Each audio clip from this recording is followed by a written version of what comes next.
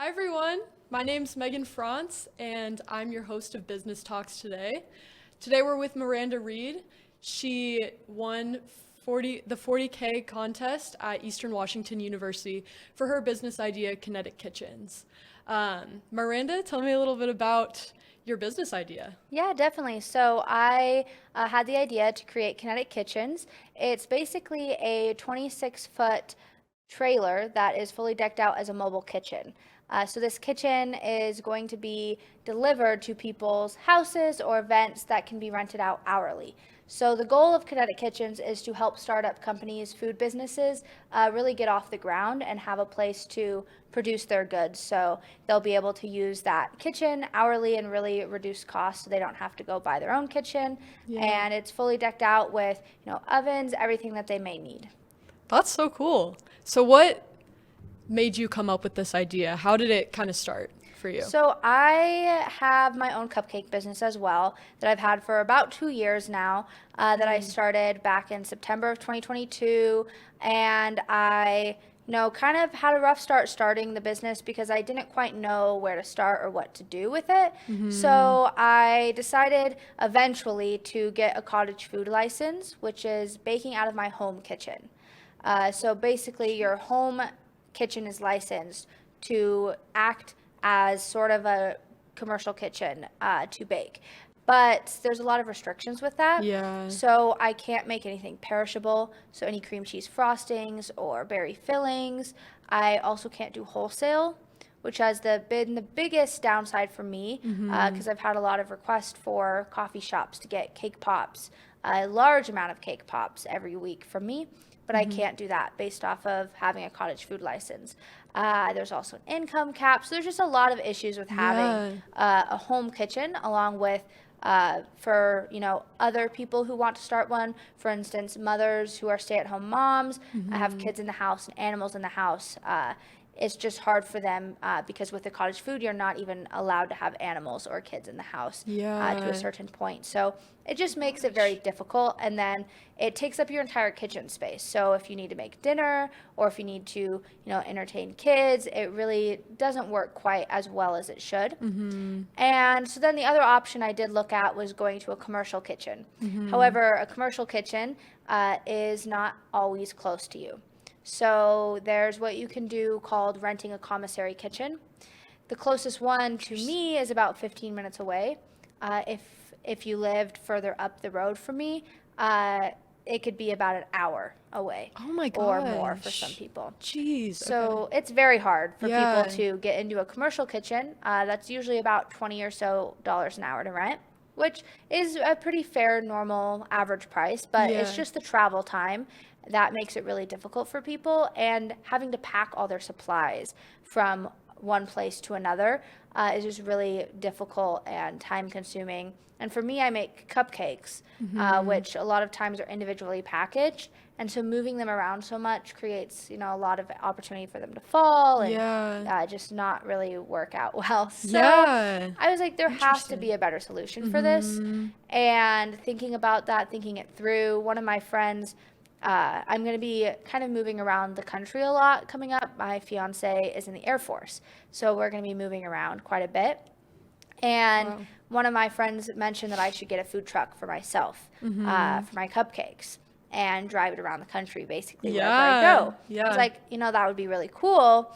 And I kind of looked into it and realized that even with a food truck, you need a commissary kitchen. So wherever I go, I still need to find a kitchen.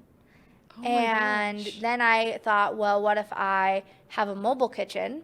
And then that built into everyone has this problem. And everyone needs some sort of kitchen. So that built Kinetic Kitchens into the idea, let's bring this to people. Let's make it hourly so people don't have to rent it for days on end. And the great thing about it is all pieces of the business already exist. It's just mushing them together and creating something that's more accessible and convenient for the new business owner. Wow, that's awesome. I've honestly never thought about like startups and stuff like that in the food industry and how they can find like kitchens, especially if they have other responsibilities, like if they have kids, if they have pets, if they have to make dinner every night. Like I've honestly never thought about that. So that's cool that you went through that experience and kind of like found that problem. It's definitely a huge problem, and I'm on a lot of networking that I've done and a lot of Facebook groups that I'm in, and everyone is looking for a kitchen and everyone is having the same exact issue. When I was in the competition, one of the things I had to do was find potential people who wanted to rent my kitchen. And so I found about 12 people just with a week of work, basically, of looking, talking to people I already knew for the most part. 12 businesses in Spokane that already want to use this kitchen. Oh my gosh. And so with just that little amount of time, I saw that this is, an extremely important need that needs to be met in the community. Because it's not being met right now. And it needs, not only in Spokane, but nationwide. On all the Facebook pages, there's people in like Savannah, Georgia, Atlanta, Texas that just can't find a kitchen, or the closest one is hours away. So it's really just needed everywhere. Oh my gosh. So you talk about like this idea, and you're at the idea stage, you've won this competition, and you've talked to investors about this, but what's your timeline for like the execution of this idea? So the competition ended in May, and then I have an investor that is going to invest here soon once I kind of decide exactly the route that I want to go and get all the legal stuff figured out. So once that's figured out, I'm hoping to look for a trailer manufacturer this month, actually, and get it start to be built in August. And then based off the current market right now and the way things are going, I'm giving about 6 months for it to be built, because right now things are moving a little bit slower. So about 6 months for it to be built, and that's when I'll build up the back end of the company and do all of the administrative side of things and get it ready. So when we have the trailer, hopefully early spring of next year, we can get it started right when the busy season hits for a lot of food vendors. Okay, gotcha. Wow, that's sick. So are you planning on doing this, like, all of this execution by yourself, or do you have partners, or what does that look like for you? Great question. So I am moving. So I mentioned that. I'm moving to South Carolina in August. So I definitely need to rely a lot on some people here in Spokane. With my family, we're going to they're going to help me a lot, kind of make it a little bit of a family business, which will be nice. And I think that Spokane really appreciates those. And my parents have owned a business for 29 years in Spokane. So we love the community, and I think that keeping it in the family will be great. And then working a lot of the administrative side of things will mostly be done by me at the beginning, since I will have such a large amount of time to get it all done. And, my investor will be helping, and he'll have a seat on the board and kind of building a board up to help with some more official decisions, because I am still very young. So there's a lot of business back end things that I still need a little bit of help with. But I am graduated from Eastern with a marketing and business degree. So I am hoping to use that in the business. Yeah, that's so cool. So what kind of tempted you to get started with entrepreneurship? I know you were a Girl Scout and you were really into selling cookies and stuff like that, and you seem like a very driven person. So I'm interested, like, when that started and kind of where that comes from. Yeah, I would definitely say Girl Scouts was a huge part of it. There's about 3 things in my life that I would say really molded me for entrepreneurship, and that would be Girl Scouts, debate, and my parents' business. So I was also in debate in high school and founded the debate club at Eastern. And so that was kind of the driving force. I actually wanted to be a lawyer for a while. And that's what debate was, it was kind of being a lawyer. And then I realized that, selling an idea and, building a business was very similar to being a lawyer. Because as a lawyer, you have to talk to a judge, and you have to convince this judge of whatever you're trying to convince them of. And doing sales is basically trying to convince the person to buy your product. So it's the same sort of skills, just in a different way. So debate kind of helped me with that side of things and the love for selling, as well as Girl Scouts and selling cookies. And, in Girl Scouts, as selling cookies for me was really building my own mini business. And I was a Girl Scout for 13 years and Oh my gosh. currently a lifetime member. And so really, it was kind of like my own mini business, and I was able to, be able to make signs and figure out, where I wanted to sell, when I wanted to sell, do social media, things like that. That really helped me a lot. And then I also was a Gold Award Girl Scout.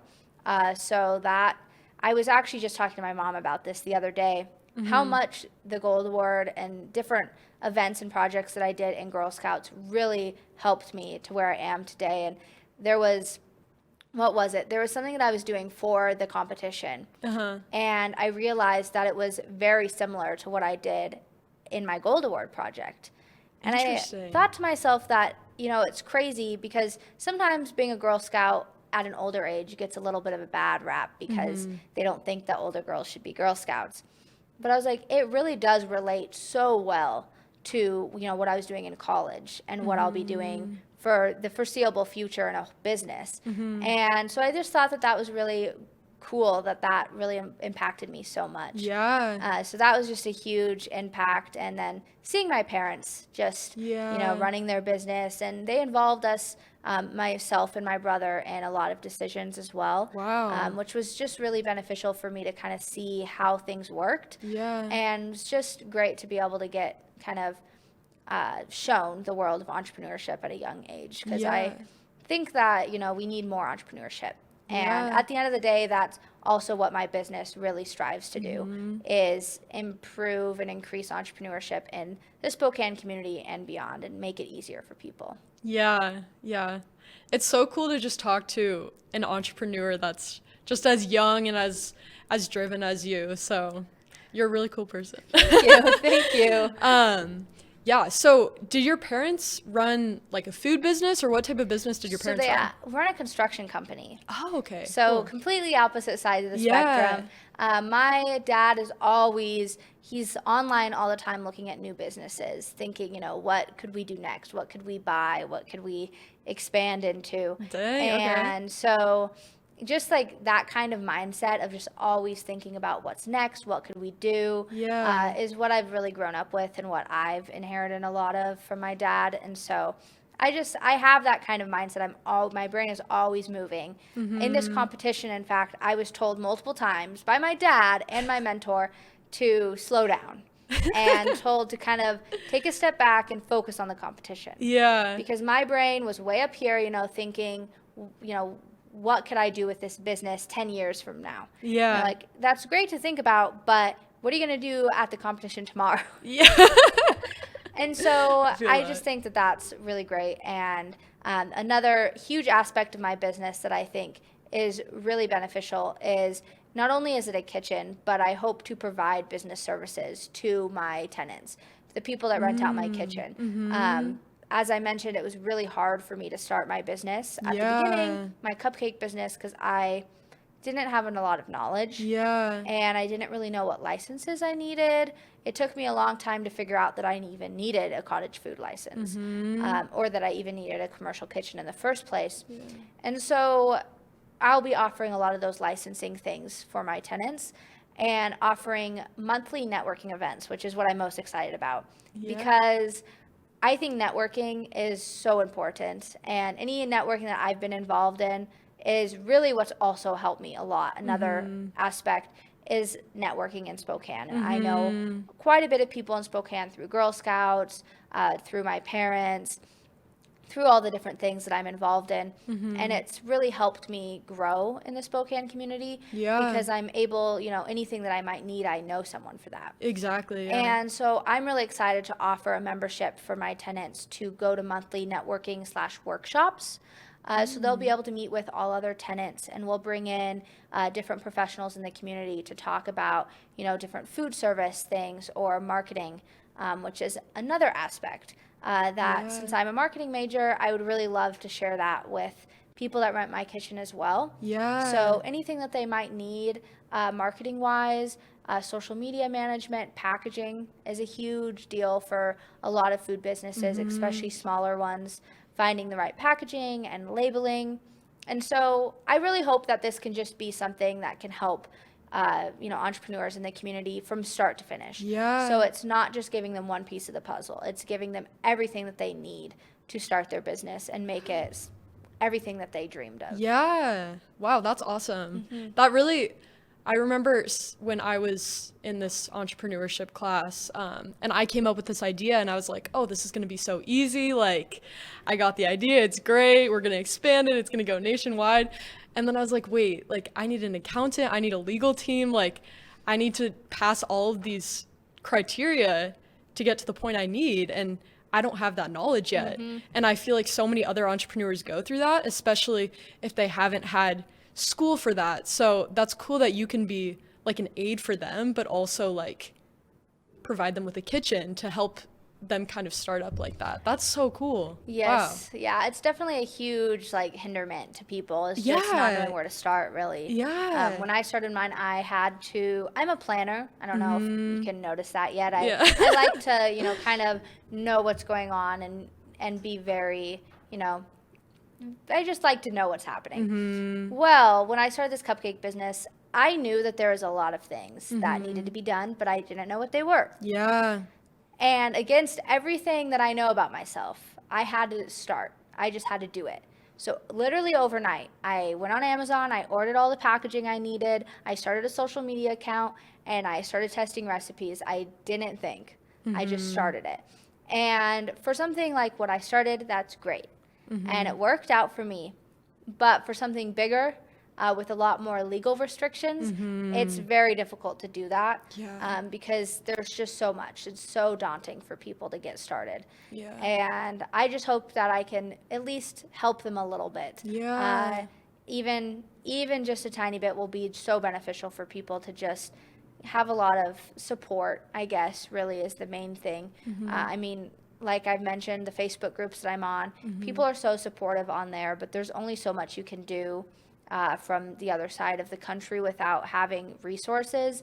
And so being able to provide resources to these new business owners or existing business owners that want to expand into a different market is really what I'm going for. Yeah. Wow, that's awesome. If I ever start a food thing, I will go to you. Sounds good. Yeah, so I guess what's your advice for like young entrepreneurs that have the drive that you have and really just want to get started but don't really know how or where to start? Yeah, so I definitely would suggest, networking, finding a group. There's a lot of entrepreneurship groups, a lot of Facebook groups that can get you started. I'm a part of, I don't know the exact name, but it's like basically a woman entrepreneurship group for Spokane. Oh, cool. That I'm a part of. There's a lot of things like that, Girl Scouts, any of the other youth programs too are really great to get started if you are young and brand new. Yeah. Your school has a lot of options as well, especially colleges. So Eastern, I know you mentioned that you are part of an entrepreneurship things at Gonzaga. Yeah. So definitely just getting involved, I think. Also in the age that we are now, online is a great option. Yeah.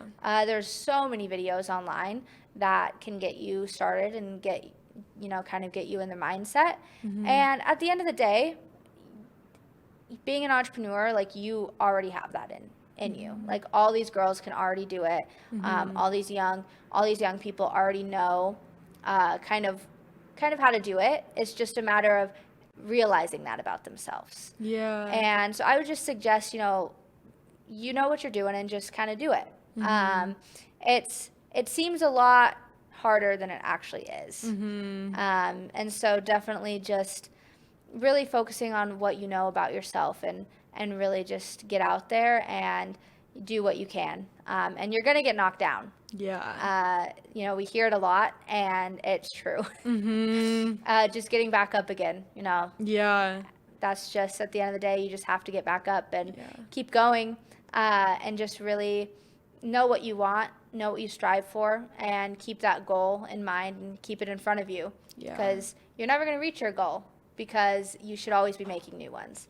So, if you have a goal, like for instance, selling Girl Scout cookies, easy example. I had a goal, 100 boxes when I was a brownie, second grade. but I never reached that because I reached 5,000 boxes in high school. Yes. So just keep going for those goals, really. Uh-huh. Just don't let yourself be discouraged, and don't let yourself cap out, because there isn't a cap on the possibilities. Yeah. Wow, that's awesome.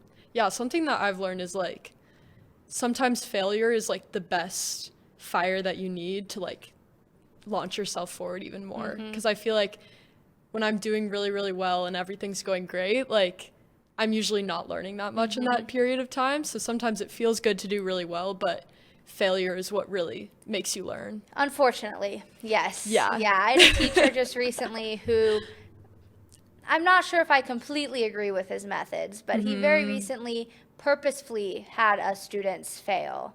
Purposely didn't give us the full instructions, knowing that we would struggle. Interesting. And he did that because he knew that if we were struggling, we would remember it better than if it was easy. And he was right. He was 100% correct. It was a terribly great experience.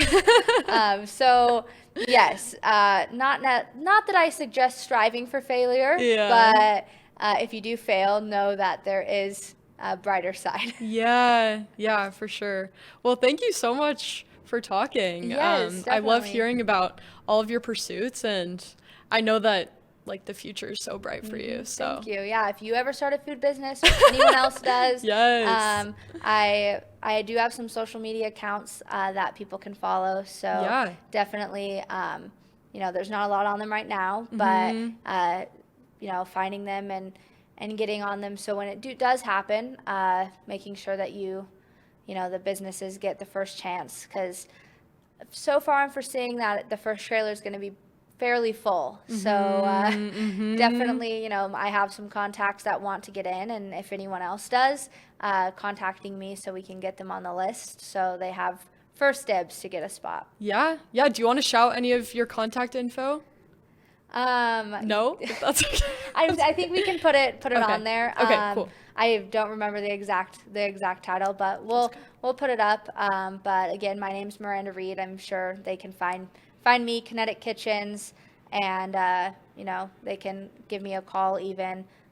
We'll put it up on the. Cool. Sounds good. Well, thank you again for coming in. I've loved talking to you. Miranda Reed, everyone. Thank you for having me. Thank you.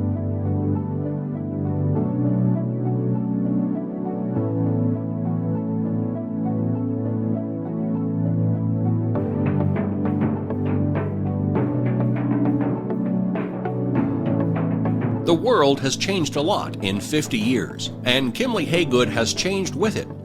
We still provide our customers with the highest level of service, whether it's financing, construction management, property management and maintenance, leasing, or sales.